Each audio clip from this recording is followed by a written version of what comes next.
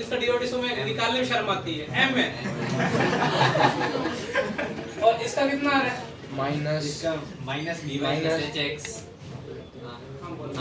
Minus B Y plus H X upon पूरा minus है, फिर पूरा में माइनस है बाहर और upon A X plus H Y उल्टा ax प्लस रेसिप्रोकल है x h y ऊपर है ऊपर है उसने क्या बोला तेरी गलती को मैंने काउंटर कर दी, देख ले भी सही है ना? मेरी गलती ना, मुझे क्या पता। और वैसे तो एक जब बोर्ड के पॉइंट होते हैं कभी वेरिएबल मत टिका के ना, ये इसको वेरिएबल दिख रही है ना, तो इस पॉइंट पे रखते हैं ना बी बीटा, वो टीचर बड़े खड़ूस होते हैं ये लो। अब बड़ू पॉइंट और क्या किया जाए इसके लिए, तो लिखा बीटा को m अल्फा लिख के बीटा के डाल देने को अल्फा इधर डाल दूंगे, क्या क्या डालूं? उसमें ऊपर वाले ऊपर में वाले beta is equal to m alpha है। हां हो गया, done. Hello beta equal to क्या हो गया? m अल्फा डालेंगे तो अल्फा एलिमिनेट हो जाएगा, अल्फा एलिमिनेट तो ये वैल्यू कहाँ डाल दी जाए? वो by प्लस hx हो जाएगा। इधर डाल दो ना, y को mx ही डाल देंगे y की जगह डाल दिया mx, हां x x कट हो जाएगा b mx प्लस hx, और y के जान जाए वहां क्या डाल दो b है। और ये इन्वर्स चल रहा है ना, इस साले ने 1/m ना। अब बस एक्सेल कट दो और सब वो हो गया, रिलेशन आ गया। अब अभी आ जाओ, ये टॉपिक डालो ब्रैकेट में, नोट इन सीबीएसई सिलेबस ना। गुजरात बोर्ड वालों को लगता है ना मैं छुड़वाया, इधर देख लो, भी करवा रहा हूं। अब उम्मीद मत करना मैं सारे सवाल कराऊंगा, हमारे सिलेबस में है कि नहीं? हां है ना तुम्हारे में, तो दोनों एक ही लिखा है क्या? एक ही बात लिखेंगे दोनों। इसको वैसे तो जिन जो ना पढ़ने वाले बच्चों को पता कैसे याद कराता था मैं, पहले तुमने तो डिफरेंशिएबिलिटी में पढ़ ही लिया है। ये f डैश x, ये मैं अप्रोक्सीमेशन का साइन क्यों लगाया मैंने? यदि मैं लिमिट डेल्टा x में बहुत छोटा लगा दूं ना, उस केस में f डैश x इक्वल आएगा। समझ में आ रहा है? क्योंकि f डैश x पता है ना कि यदि लिमिट में अगर डेल्टा x टेंड्स टू 0, जिन ना पढ़ने वाले बच्चों में तो बहुत अच्छा फार्मूला है, बड़ा f माइनस छोटा f। और समझते हो ना क्या होता है? बड़े f और छोटे f में जो डिफरेंस है वो नीचे डाल दो। अरे वो वैसे तो याद ही है, ये फॉर्मूला नहीं है, ये तो जो पहली बार देख रहे हैं कि डिफरेंशिएबिलिटी इनकी वीक रह गई है। अच्छा मार्मिक ने क्या दिमाग लगाया, देखो मैंने कल पढ़ा कोई टीचर का देख रहा था, मैंने वो कैसे पढ़ाता है, उसने पता कैसे पढ़ाया इस चीज को, ये लिखा हुआ ना f of x plus del x, f of x plus del x, उसने क्या बोला था, हाँ f गंदी वैल्यू, ऐसे तो चल रहा था वो, कभी कभार YouTube देख लेते हैं बाकी, f अच्छी वैल्यू प्लस गंदी माइनस अच्छी, ऐसा कुछ करके मुझे वो लगा कि बेवकूफ बनाया जा रहा है। लेकिन तुम पता है देखो f, देखो मैं क्या कहना चाह रहा हूँ, फॉर्मूला सुनो एक बार, ये अप्रोक्सीमेशन का साइन इक्वल टू में कब कन्वर्ट होने लगेगा? 0 होता है जब डेल्टा x की वैल्यू बहुत कम, जितने क्या लो ऑलमोस्ट 0 ना। अब मैं तुम्हें एक सवाल पहले कराता हूँ बहुत इजी वाला, फिर मैं बड़ा सवाल कराऊंगा। मैंने बोला √50 की वैल्यू निकालो अप्रोक्सीमेशन में, तो ये एक्चुअली इसमें ना ये तुम मैंने चेक की एक बार, इसमें ना वो ट्रिक बना के 1 मिलियंस में व्यूज है। हाँ वो एक इसकी एक फॉर्मूला में डाल के बनाई, ठीक है। अब वो कैसे अब देखो कैसे बनता है, तुम्हें इसकी वैल्यू कैसा फंक्शन है पहले ये देख लिया करो, √x ना, पहले फंक्शन का बिहेवियर चेक कर लो। अच्छा कौन से x की वैल्यू तुम्हें पता है? 49 उसमें क्या ऐड करोगे 50 बन जाएगा। अब तुम्हारा ये समझ में है ना कि ये इसकी वैल्यू निकालनी है, पहले देखा करो कि कैसा फंक्शन है, फिर वो किसकी पता है, उसमें क्या ऐड या माइनस करना है आसपास, फिर तुम्हें तो पता है formula f(x + del x = f(x + कितना del x f डैश). अभी मैं पहला सवाल इसलिए मैं बड़े तरीके से कर रहा हूं, अदरवाइज मैं कब तक कर चुका होता। ठीक है, तो तुमको पता है ये क्या पूछ रहा है, f(x + del x) f कितना हो जाएगा, √50 हो जाएगा, f(x) मतलब √49 del x कितना है, f डैश x कितना है, 1/2 √x है, 1/2 और x की वैल्यू कितनी है 49, तो 49 प्लस कितना हुआ 1/2 into 7। समझ में आ रहा है? 7 सही हाँ वो 49 का 7 हो जाएगा। ओ ऐसा ठीक है, लेकिन अब तो ये ट्रिक है। अभी तुम गूगल यूट्यूब वाले क्या करते हैं, वो सी ट्रिक बनाते हैं। वो क्या बोलते हैं, जिसका पता है इसके आसपास, तो इसका पता है किसका था, 7, तो उसको 7 नीचे लिख दो। समझ में आ रहा है? और बोले इसका डबल कर दो। और बोले 49 में क्या ऐड करना, 1 ऐड करना था, प्लस कर दो। यदि रूट 48 की वैल्यू पूछता तो मैं क्या करूंगा, 7 इसका डबल कर दो। और इसमें 49 में एम क्या करना है, ये ट्रिक बन जाती है। बोले वाह सर, थैंक यू, ऐसे कमेंट करते हैं।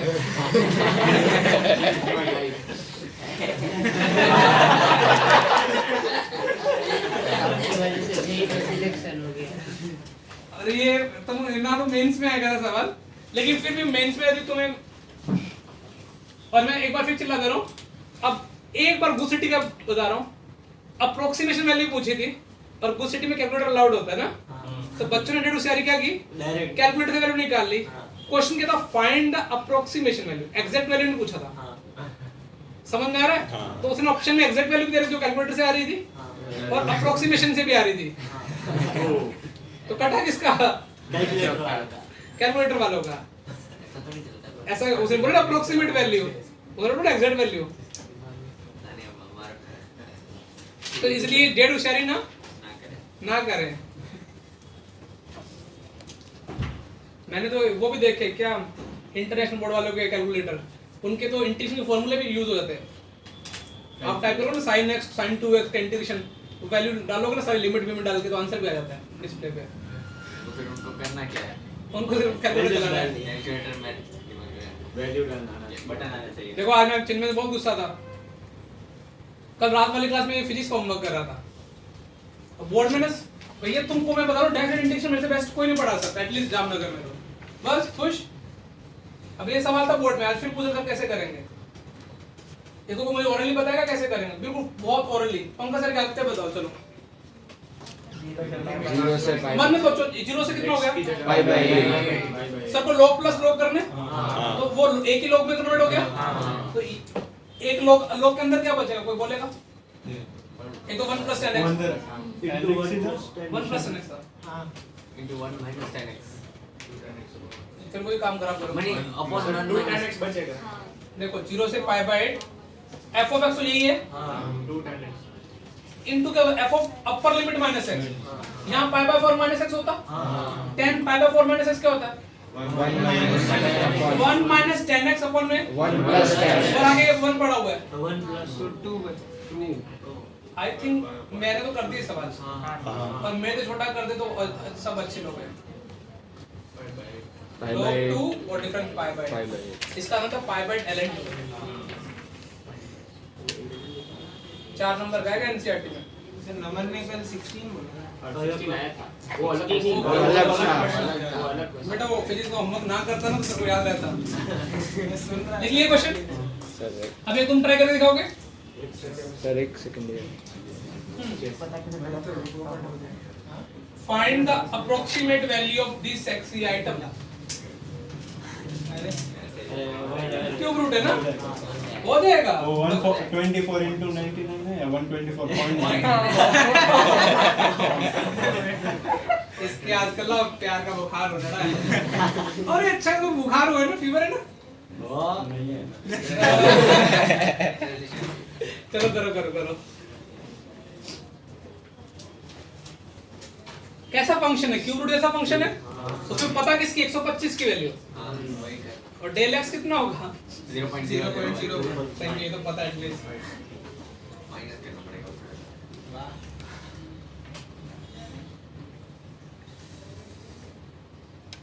-0.01।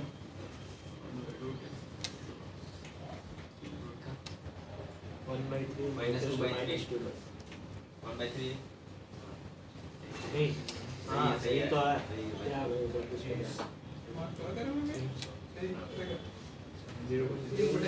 पता है उसको निकालना ना अपने को, ऐसा है ना।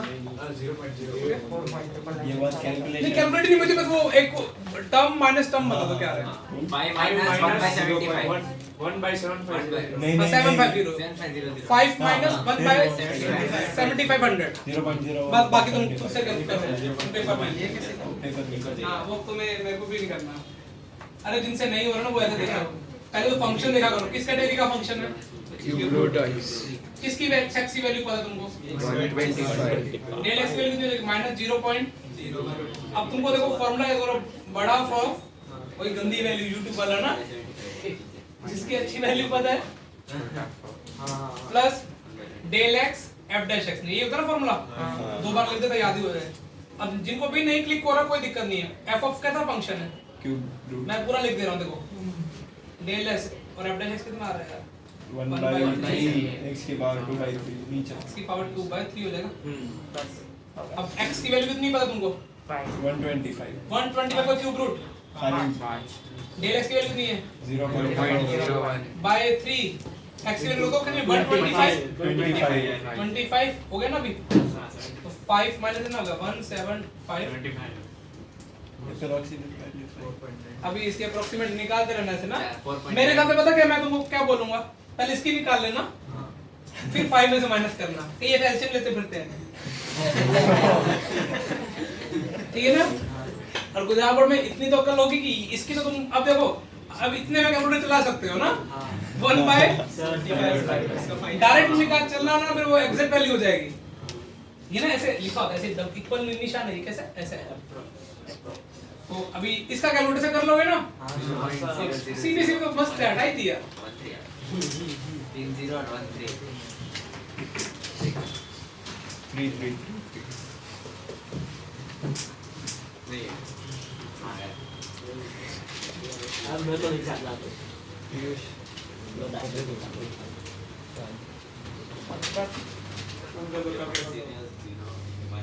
नेक्स्ट क्वेश्चन ऊट पटांग क्वेश्चन ना in an acute oh cute आ गया ना cute triangle ABC if side AB B side है ना कोई उसकी B कांस्टेंट दोनों साइड कांस्टेंट है ना a b लेंथ दो अलग अलग है लेंथ हम दो लेंथ ना A, B द साइड्स लिखा ना A be the constant and the base angle A and B vary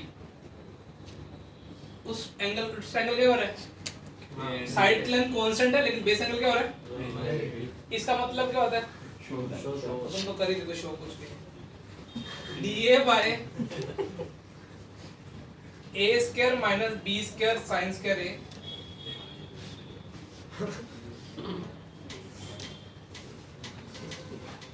ठीक है और DB by कॉमन सेंस से बताओ क्या लिखूंगा b square B square minus a square ये शो करना है और हिंट दे दूं साइन फॉर्मूला यूज करना है बता ना तो डायरेक्ट हो गया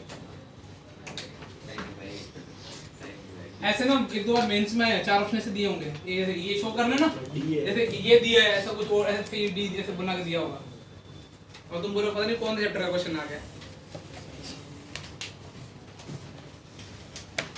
तो हमें एंगल कितना वेरी कर रहा है वो बताना है क्वेश्चन क्या है ये प्रूव करना है ए बी एंगल वेरी कर दें साइड लेंथ के कांस्टेंट है ना उस केस में एंगल में चेंज डीए तो वही होगा ना और डीबी कौन सा होगा एंगल में चेंज आई थिंक कर सकते हो थोड़ा बुद्धि वापरो साइन रूल वगैरह हिंट देती है बहुत बड़ा हिंट साइन रूल होता है ये तो पता ना sin a by a equal to sin b by b हां ये तो एक को नहीं पता चलता होगा ए बी सी ये वाली साइड क्या होती है स्मॉल a इस साइड को नाम बोलते हैं और इसको c ये एंगल क्या हुआ ए ये एंगल क्या हुआ बी और ये एंगल क्या हुआ सी तो तुमको पता ना कि क्या ए उसके सामने वाले side a by sin a equal to क्या होगा b बाय क्या होगा ये तो साइन रूल डन और साइन रूल मैं लिख सकता हूं a sin b equal to क्या b sin a I think तुम्हें उस क्वेश्चन में पूरी हिंट दे रखी है किसी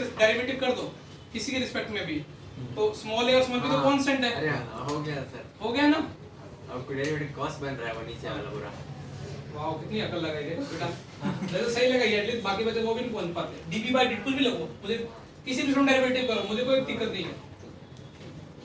इसका डेरिवेटिव क्यों हो रहा है बताओ? क्योंकि बी और ए वेरी कर रहे हैं और ए और बी क्या है? ये कितना होगा? D A by D T, D T D T cut गया। अब ईसा ने दिमाग लगाया, डीए के नीचे क्या बोलेंगे? बोला खाचा बेंगे। क्या बेंगे? इसको माटी में लेता हूँ, किसको साले को। और डीपी के साथ में क्या आएगा? अरे तुम्हारे भाई ने गलत कर दिया क्या? ए नीचे ए कॉस से आएगा। डीपी का रहेगा ए कॉस बी। सही है क्या? सही है सही है। अब तुमने बोला कि सर इसको प्यार से नाम देते हैं, इस प्यार को 1 minus under A square minus minus A square sine square B, है ना? फिर वो डीपी अपॉन में कितना? B square minus B square कितना? साइन स्क्वायर ए है। अच्छा तुमने बोला सर एक बार और लगा दे। हां एक बार और क्या? कौन सा वो है ए साइन बी का तुम कह सकते हो। बी साइन एक बार साइन बी साइन इधर वापस लिख दो। देखो कुछ नहीं है, रीअरेंजमेंट ही है ना। अब ऐसे सवाल चमक गया, गलत तो नहीं किया मैंने? हो गया। एंस प्रूव हो गया। वापस मैंने इसकी जगह वो लिख दिया, देखो इसका यूज करा।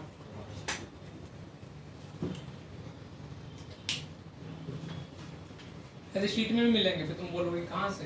हालांकि शीट में तुम्हें एक्सेस टू साइड ही लग गया होगा, एलिमेंट स्ट्रॉन्ग करनी बहुत जरूरी है। हालांकि पहले 10 में मुझे इतने टफ तो नहीं लगे थे, 3-4 ही होंगे ना। और फिर से एक अच्छा डाउट लगा मुझे, कौन सा था? जिसमें वेरिएबल इंटरवल कॉन्सेप्ट था, जिसमें वो mode f dash c less than 1 prove करना है, कुछ ऐसा। वो 8th या 9th था वो पहले ना एनसीईआरटी में था, पुरानी एनसीईआरटी में। डबल डेरिवेटिव दिया वाला। एनसीईआरटी अपडेट हुई ना, उससे पहले वाले एनसीईआरटी में थे। सी वाला। सी तो बहुत सारे साले। अरे नहीं बॉस एफसी f0 -f0 क्या खा के पैदा हुआ था? सब मैं क्या खाऊंगा फिर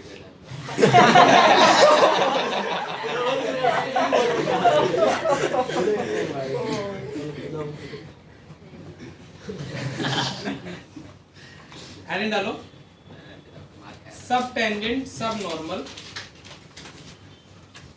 सब टेंजेंट सब नॉर्मल टू ए कर्व। हाँ हेडिंग है ना। सब टेंजेंट कॉमा सब normal to the curve at a point on it.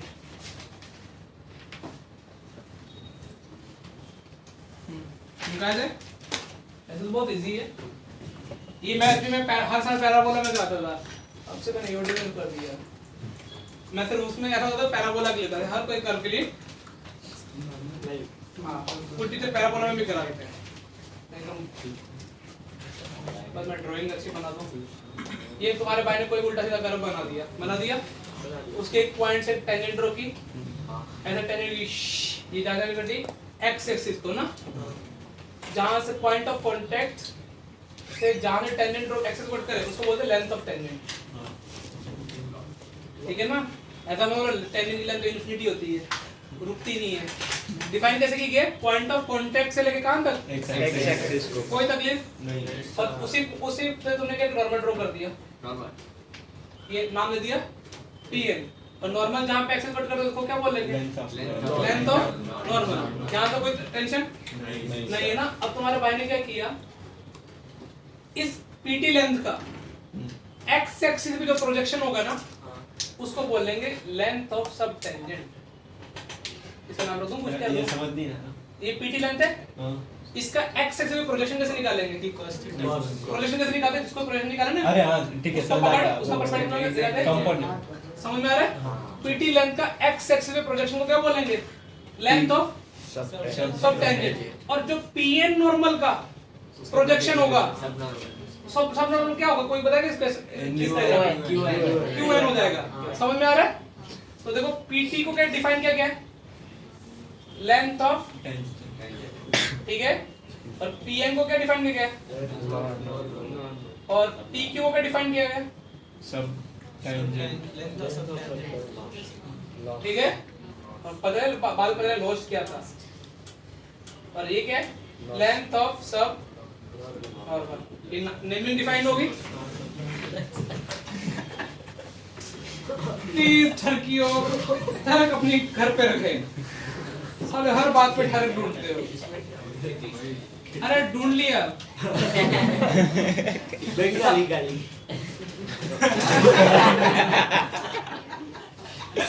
साले कॉन्सेप्ट नहीं ढूंढ पाते हैं। क्या हुआ? अबे गाली बता दो उसको बेचारे को, तो गाली सीखनी है, वो गाली पे बुक लिखेगा और लास्ट में बोलेगा सारी गाली मुझे जिंदगी में मिली थी। Real life incident. क्या उसमें एग्जाम का भी कुछ, अब मुझे कोई फंडामेंटल फॉर्मूला डिराइव करते हैं एक बार।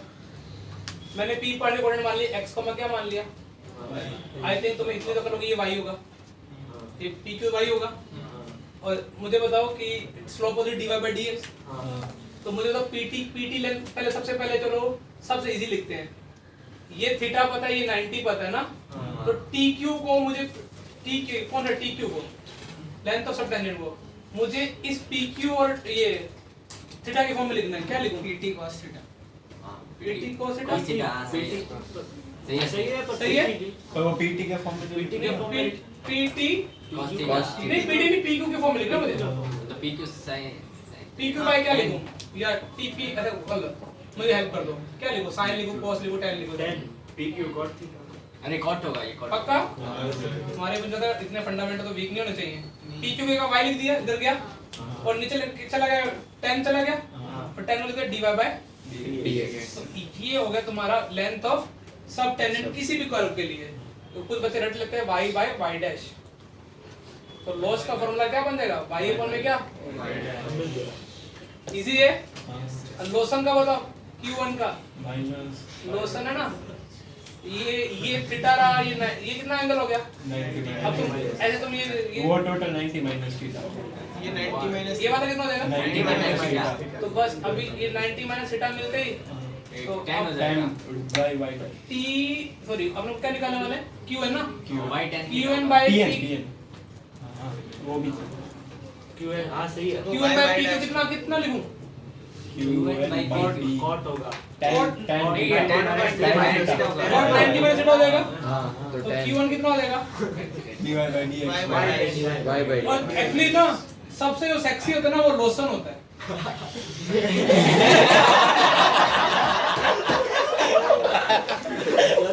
अरे लेंथ ऑफ सब tangent y into dy by dx, और से गाली पता नहीं चल रही है ये किसी गाली पढ़ाई हुई, आगे गाली एक्सपर्ट यही होगा। इसलिए हाँ मुझे पता है ये।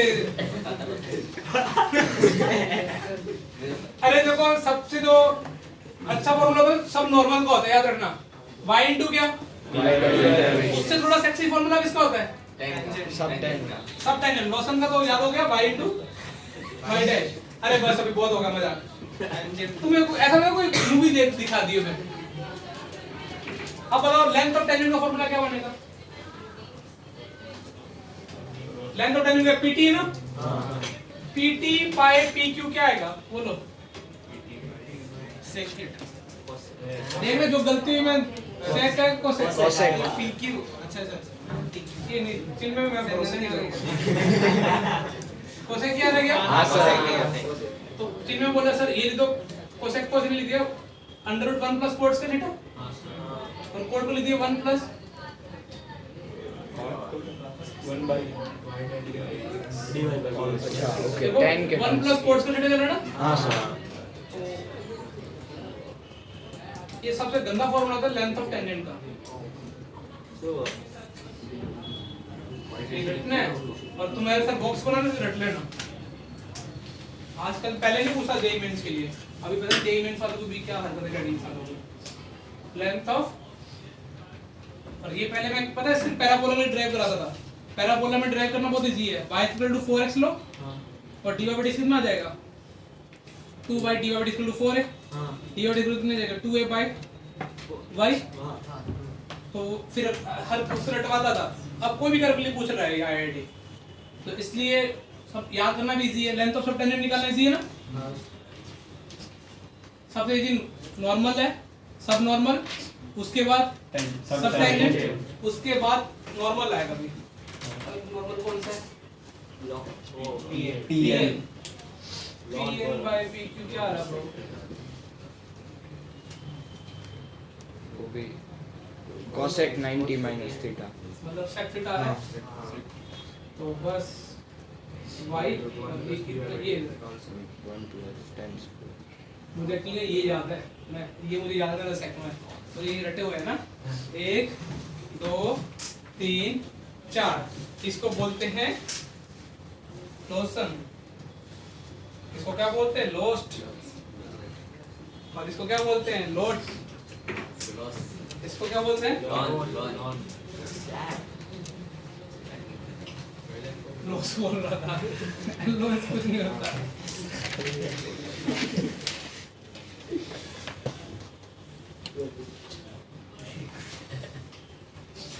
मेरे को ना एक किसी ने मुझे याद है एक्सरसाइज 2 में मेरे से कोई क्वेश्चन नंबर 5 डाउट पूछे, उसको उड़ा दूंगा मैं। क्या? F dash alpha f of alpha. Doubt है? अब मैं डायलॉग मारता हूँ, पंकज सर कहते हो ना सर को डेरिवेटिव प्लस फंक्शन दिखता है, सर क्या बोलते हो उस एक्सप्रेशन को? डिफरेंशियल इक्वेशन, वो जो लिखा है लीनियर डिफरेंशियल इक्वेशन। उस सवाल को सॉल्व करने के लिए सर क्या करते हैं? Integrating factor. e की पावर इंटीग्रेट ट्राई करना तुम ना प्लीज डायलॉग्स पे लिखा करो, जब ऐसे बोलता हूँ ना कहीं लिख लिया करो, फिर तुम्हारा रिपीट नहीं होगा। 5th क्वेश्चन जिसका भी डाउट है ना उसको आत्म चिंतन करने की जरूरत है। अरे तो वो ये किसकी ये 7 भी नहीं हुआ, 7 में कितना मस्त लिखा है fa by a equal to fb by b, ये तो बिना पेंसिल भी कर सकता हूँ। मैं फंक्शन पता क्या मान लूंगा? gx equal to fx by x, सोचो क्यों मान लूंगा? हाँ तो वो a is equal to b है, ये इक्वल टू ऐसा फंक्शन मानने से सवाल खत्म हो गया मेरा। gx पे रोल सर लग जाएगी, क्योंकि तो उसके बाद d dash c 0 होगा a b के बीच में, इसे एक लाइन में खत्म होगा सॉल्यूशन। तुम्हें लगता नहीं कि तुम्हें ट्राई करना चाहिए दूसरी बार? अब कौन सा है? इधर 11 बताता हूँ ओरली। 11 डाउट है किसी का? f dash c is equal to 3g dash c, नहीं हो गया था उसको तो फर्जी उसके नए फंक्शन मान लो f of x minus 3gx। जो सबसे अच्छा क्वेश्चन है वो क्वेश्चन नंबर 10, और मैं कौन सा कराऊंगा तुमको? फोर्थ ओरली करा दूंगा। सेकंड किसे डाउट है? सेकंड तो क्लास नहीं वही। कुछ ऐसे f of x 4x cube minus 3x square minus 2x plus 1 use roll to theorem f c is equal to हो गया. हाँ वो गया ये सब दो तरीके, एक तो फर्जी तरीका हो जाता है सर, 0 से 1 इंटीग्रेशन 0 आ रहा है एक तो खत्म। इसमें अच्छा क्वेश्चन, सबसे अच्छा क्वेश्चन वही है, कौन सा? 9 भी अच्छा बोल सकता हूँ 9 के लिए, लेकिन मैं तुम गंदा क्वेश्चन कराया है क्लास में।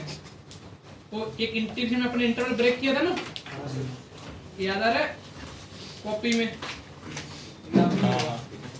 मैंने बोला था c1/2 ले लो या कुछ ऐसा ले लो। मैं वो 107 ठीक है, तो 9th में ना ओरली बोल देता हूँ मैं, a से a plus b/2 में रोल्स एलिमेंट्री लगाना, और a plus b/2 से b में एलिमेंट्री लगाना। a से a plus b/2 में तुम्हें c1 मिलेगा, a plus b/2 से b में तुम्हें c2 मिलेगा, दोनों को ऐड करना, सीधा सीधा आंसर आएगा। और सर ने ऐसा क्वेश्चन एक क्लास में 07 ही लेना पड़ रहा था और कोई हाँ मतलब किसी ने बोला था ना तुम 3/2 नहीं ले सकते। 9 क्लियर हो गया, कहीं ट्राई करना है ऐसे ना। ये तो अच्छे दो इंटरवल के लिए c1 c2, ऐसे n इंटरवल के लिए ग्रेड 1 फॉर्म कर सकता है नया क्वेश्चन। एक तुमको ना दोबारा से सही में 10वें मिनट दिमाग लगाना, 10वां डाउट होगा। उसके अलावा कौन डाउट है? फोर्थ डाउट है? फोर्थ नहीं हो गया फोर्थ हो गया। फिफ्थ में तो बोल दिया कि तुम्हें क्या करना है, 6 होना चाहिए, 6 तो हो गया. ठीक है ना? अभी आगे है आगे कौन 11 से लेके 20 तक है क्या? 30 13 होना चाहिए। हाँ सर। हाँ, और कोई ये जेन्युइन डाउट है 13 15 पूछने वालों को सर को छोड़ना नहीं चाहिए। लास्ट रो 16 17 में भी हो जाना चाहिए था। मोस्टली कल तक कर लो। निकलिए क्या टाइम है क्या मेरे पास? क्वेश्चन करते हैं सर हाँ 15 वाले में x raised to 1 by x मानना था ना, या x by power x p की पावर पाई की पावर e मैंने x की power by में x पढ़ना था। मैंने तो और भी लेकर दिखा रहा था। मैंने बोला हॉरिजॉन्टल लाइन पे 1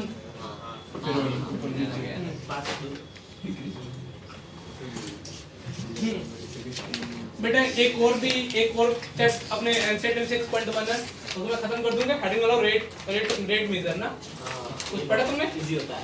कितना फर्जी मैं थोड़ी फास्ट पढ़ाता हूँ। इसका मतलब क्या y इंक्रीज करेगा और d डिक्रीज क्या करेगा? क्या होगा? y खत्म हो गई। सॉरी क्वेश्चन कवर कर दूंगा। एक क्वेश्चन लूंगा तुम्हारी एनसीटी की सारी एक्सरसाइज के सारे सवाल हो जाएंगे। कौन सी एक्सरसाइज 6.1? अब इन दो टॉपिक को क्वेश्चन करने वाला है पर किस पे? लॉस लोशन पे और कहां पे? Rate measure. हाँ पहले लॉस लोशन पे कर लेते हैं। दो सवाल हो रहा है खत्म करो इसको। मेरा टारगेट है 2 सवाल को कंप्लीट करना। Show that for the curve by square is equal to x plus a का क्यूब। ठीक है show that the curve by square is equal to x plus a का cube the square of the subtangent varies as subnormal। proportional to SN। मतलब st का square by sn is equal to क्या prove करना है? Constant. समझ में आया question क्या है? Show that for the curve by is equal to x plus a का cube the square of subtangent vary as the subnormal। मतलब such that नहीं है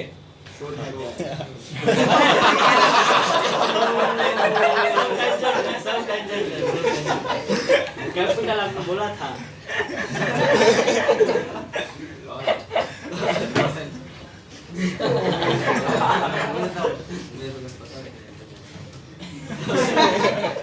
अब बस फॉर्मूला लगाओ लॉस्ट निकालो। लॉस्ट में तो देखो याद करेगा तो सबसे सेक्शन तो लोशन का ना y into y dash। I think वो तुम्हारी बहुत किस्मत अच्छी है। 2b y dash is equal to कितना आएगा? 3x plus a का होल स्क्वायर आएगा। ये होता है लोशन। तो ये कितना हो गया? 3x plus a का होल स्क्वायर बाय कितना आया? 2b। एक्चुअली मुझे प्रूफ करना है लॉस का स्क्वायर बाय लोशन इज इक्वल टू कांस्टेंट। ये लोशन आ गया। कुछ गलती तो नहीं की बेटा मैंने? नहीं सर। और लॉस अब लॉस में क्या चाहिए? y y by y dash ना y by y dash और y तो ठीक है y dash की वैल्यू मैं इधर से किधर उठा के रख सकता हूँ 3x plus a का होल स्क्वायर अपॉन में कितना 2by। तो ये देखो कितना आया? ये आ गया लॉस चल रहा है ना लॉस 2b y स्क्वायर की वैल्यू कितनी उठा दूँ? नहीं 2b y स्क्वायर की वैल्यू उठा रहा हूँ इधर से x plus a का होल क्यूब। समझ में आ रहा है? ये b y स्क्वायर वापस मैंने उठा दिया x plus a का क्यूब 3x plus a का होल स्क्वायर। ये लॉस कितना आ रहा है? एक पावर आ रही है x plus a 2/3 x plus a। Loss का स्क्वायर इज इक्वल बाय लॉसन कांस्टेंट आ रहा है क्या? हाँ। तो बस हो गया ना प्रूफ। लॉस का स्क्वायर बाय लॉसन इज इक्वल टू कांस्टेंट बता दो प्लीज कितना आ रहा है? कोई 27 तो आएगा। लॉस का स्क्वायर कर दो 4 कितना आ रहा है? लॉस का square by Lawson 8/27। 8b square by 27 8b आ रहा है 8b by 27 8b 20/7 लिखा मेरे नोट्स में। चमक गया ना? फॉर्मूला याद रह जाएगा कि लॉस लोशन के सब टेंजेंट का सबसे गंदा होता है y into √1 plus dy by dx का whole square by dy by dx। अब मैं तुमको बताऊं ये पढ़ने के बाद ना वो सर्कल एक सिंपल सा क्वेश्चन पूछता है लेंथ ऑफ टेंजेंट बताओ। तुम फिर इधर दिमाग लगाओगे सर्कल की लेंथ ऑफ टेंजेंट के लिए सेक्सी फॉर्मूला था √s1। फिर तुम कैलकुलस से करोगे ना तुम्हारी लग जाएगी। तो बाकी कोई भी कर्व के लिए ना तुम कैलकुलस यूज करो सर्कल के केस में और पहले तो लास्ट मैं तो वैसे ही बोलूंगा, मुझे यदि कर्व से ये तो ठीक है कि ये इस फॉर्म में निकल रहे हैं आंसर, कोई सिंपल कर्व देखा हुआ है और यदि इसकी मैं मैनिपुलेशन करके कोऑर्डिनेट मैट्रिक्स से निकाल सकता हूं, मैं कोऑर्डिनेट मैट्रिक्स ही करूंगा। रूट एस1 का मतलब क्या, वो पॉइंट नाप देते थे और अंडर रूट, और एस1 का मतलब उसमें एक्स और वाई का कोएफिशिएंट 1 होना चाहिए। वो गलती भी होती है बच्चों से।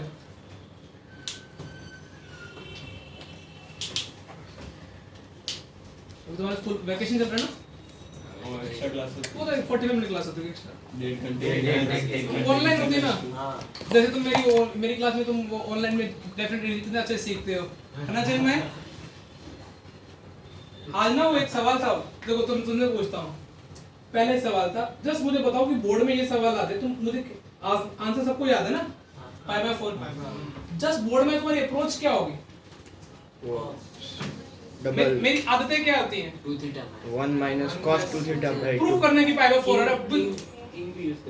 अरे हाई फाई मैं बोर्ड की मैं कल 1 माइनस cos हाफ करके देखो अभी ना यूज करो मेरे स्किल्स 0 से पहले ये और प्लस क्या का ये माइनस एक्स,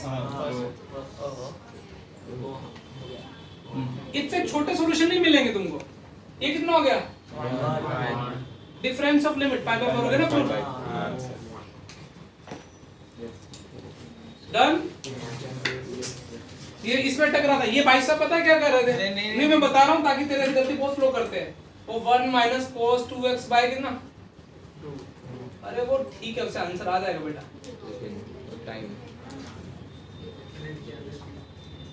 प्लीज 0 से स्टार्ट होने प्रॉपर्टी के एक बार सोचा करो। डन। अब एक फटाफट एक कॉल कर दो रेट ऑफ मेजर का क्वेश्चन। हाँ ताकि वो 6.1 आ जाए ना, कि तुम्हें मिशाली मैम का तुम्हें पता लगे सर ने कराया नहीं है। The height of A right circular cone, the height of a right circular cone is 20 centimeter.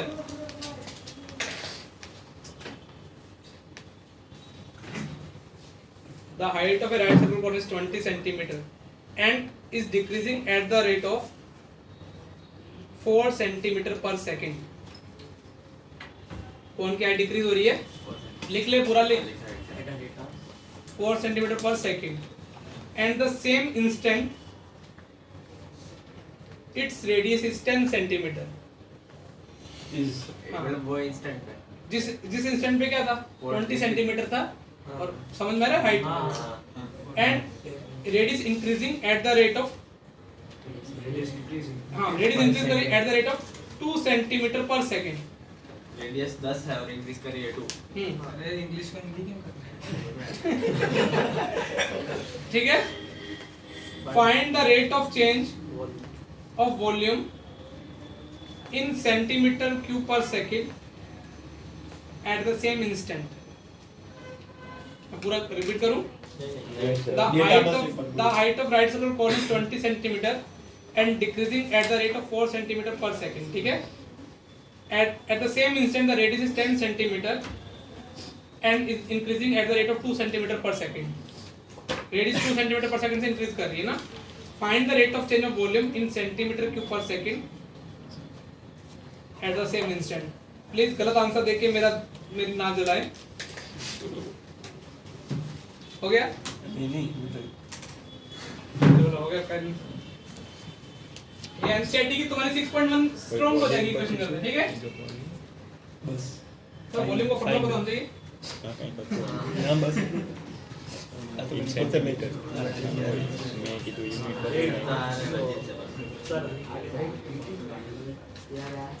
400 pi centimetre cube by बस व्हाट खत्म व्हाट स्ट्रांग हो गया अपना 400 pi by centimetre cube by. हां बस 6.1 अभी जाके देख लेना। मैंने थ्योरी देखो 6.1 की खत्म करा दी, 6.2 की, 6.3 की, अप्रोक्सीमेशन 6.4 की। अब बची कौन सी है? नहीं ओ मैक्सिमम मिनिमम। यदि मैं डिस्कस ना कर रहा हूं तो वो हो जाएगा दिवाली से पहले, डिस्कस कर रहा हूं तो फिर अब क्या करूं बोलो? क्या? दो ऑप्शन है, यदि मैं डिस्कशन लूंगा तो फिर एक टॉपिक छोड़ना पड़ेगा, कौन से वाला? Maximum minimum. वो काफी दिन 3 से 4 दिन ले लेगा।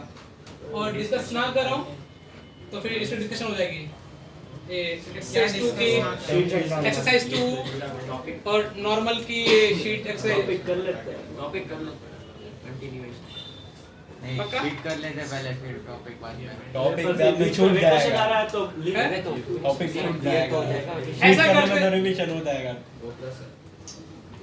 ऐसा स्टोरी खत्म करवा देते हैं। फिर बाद में शीट करते रहेंगे। वेकेशन में होमवर्क करें। पहले दीवा- शीट किया ओ वेकेशन को होमवर्क से शीट रहेगा, ठीक है? हाँ। अरे तुम्हें इतना भी तुम्हारे लिए वेकेशन नहीं है 12th वालों के लिए, सही बात बताऊं तो। यदि कोई बेवकूफ है यदि ये सोच रहा है कि 7 दिन में जल्द से करूंगा ना, तो ध्यान रखना बहुत सारे बच्चे मैं तुम्हें मिलवा दूंगा जो बोलेगा कि 12th में पढ़ लेना चाहिए, हम थोड़े मजे में रहे।